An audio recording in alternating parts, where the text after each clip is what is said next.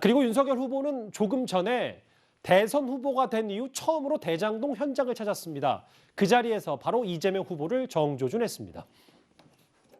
존경하는 국민 여러분, 저는 지금 대장동 현장에 서 있습니다. 국민 여러분, 지난 한 달간 두 분이나 극단적 선택을 하셨습니다. 대장동 게이트를 설계하고 기획하고 지시하여 추천한 몸통, 이 부패 사슬의 최종 결재권자, 게이트 그림 완성에 절대로 없어서는 안 될 퍼즐, 바로 민주당 이재명 후보입니다. 말뿐인 특검 수용 더 이상 통하지 않습니다. 이제 행동으로 보이십시오. 국민 여러분, 나라를 살리는 첫걸음, 대장동 몸통 진상 규명입니다. 진실은 드러날 것입니다. 제가 책임지고 진실을 밝히겠습니다. 네, 국민의힘의 상징은 이렇게 빨간 목도리까지 한 윤석열 후보인데요. 이도하 변호사님. 예. 대국민 사기, 특검, 부패 사슬 꽤 단어들이 셌는데, 그러니까 본인이 이제 김건희 씨 부인 논란과 혹은 이준석 대표에게 오늘 뭐 공개적으로 경고장도 날렸고 여러 가지 추스를 걸 추스르고 이제 대장동 특검 이재명 후보를 본격적으로 겨누겠다 뭐 이렇게 해석하면 되는 겁니까? 이 부분에 대장동 게이트에 대해서 후보가 이제 이번에 뭐 새로 관심을 갖고 이게 아니고요. 이제 진작부터 이 부분에 대해서 진상 규명이 반드시 있어야 되고, 그리고 후보가 대통령이 되어서 이 부분을 반드시 밝혀낼 수 있다, 이런 얘기를 하던 1년선 상에 있는 거지 이제 이게 새로운 행동은 아닙니다. 근데 이 부분 관련해서 이제 오늘 정도가 시간이 맞고 하니까 여기에 대해서 한 번 더 대장동 게이트에 대해서 국민들이 계속 관심을 가지고 있고 진행 상황을 알고 싶은데도 진행이 되는 게 없으니까 한 번 더 환기시키기 위해서 저 방문을 해서 이 문제점을 지적을 하는 거고요. 그리고 그 실무자들이 계속 극단적인 선택을 하는데 실제 책임져야 될 사람들이 책임지는 게 아니라고 유족들이 원통해 하잖아요. 그러니까 그런 부분을 반드시 밝혀내야 되고, 또 뿐만 아니라 입주자나 원주민 피해들이 있으니까 이 부분을 부당이득을 빨리 수사가 끝나야 부당이득 환수를 할 수 있거든요. 부당이득을 환수해서 국민들에게 돌려주겠다. 그래서 이런 부분 해내려면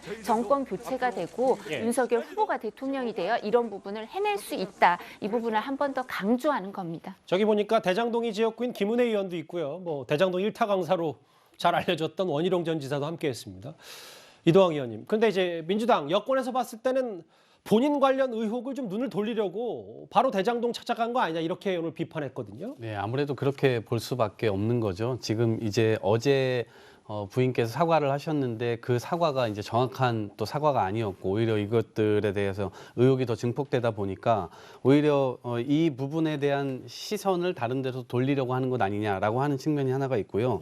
또 하나는 지금 특검을 자꾸 합의하지 않는다라고 얘기를 하는데 이 부분에선 처음에 대장동으로 돈이 흘러갔던 이 부산은행 저축은행 사건부터 시작해서 맨 마지막에 석연치 않게 지인에게 집을 팔았던 이 모든 것까지 다 포함해서 이야기를 하자라고 하는 것인데, 그 주장은 받아들이고 있지 않으면서 본인들의 일방적 주장만 하면서 특검법을 내놓은 상황이거든요. 거기에 지금 의사일정 지금 이제 합의를 해야 되는데 여기 이 자리에 이런 것들 논의하기 위한 자리에 나오지도 않고 있어요. 그러니까 앞과 뒤가 계속 다르게 이제 지금 느껴지고 있는 것이고요. 실제로 이런 것들이 좀 진행되려면 토론도 돼야 되고 이렇게 되는데 후보 측에서는 토론도 자꾸 거부하고 일방적인 자신들의 이 행보만을 지금 고집을 하면서 오히려 선거를 또 다시 네거티브전으로 끌고 가려고 하는 것이 아닌가 이런 생각이 듭니다. 제가 보충 설명을 꼭 좀 드려야겠는데 잘못 알고 계신 게 있는데요. 이게 11월 이제 이 부분이 9월 달에 처음에 특검법이 제안이 돼서요. 이게 국회 법사위의 상정이 이제 11월에 됐는데요. 이 부분과 관련해서 지금 말씀하신 부분까지 다 포함해서 논의를 하자고 12월에 계속 법사위 전체 회의가 열렸는데 민주당에서 안 하겠다고 한 거거든요. 지금 말씀하신 부분 다 포함해서 하겠다고 했어요. 그래서 그리고 9월 달에 지금 법사위에 상정된 법안 모두 다 통과되고 이 법안만 남아있는 상황입니다. 그리고 후보가 뭐라 그랬냐면 대장동 특검을 송영길 대표에게 직접 지시하면, 그래서 특검하면 토론 많이 하자, 그 얘기까지 하셨기 때문에 오해가 있으실 수 있어서 보충 설명 드렸습니다. 그리고 국민의힘은 이재명 후보가 왜 김문기 처장, 숨진 김문기 처장에게 직접 표창장을 줘놓고도 잘 모른다고 하나 새로운 의혹 제기까지 또 했습니다.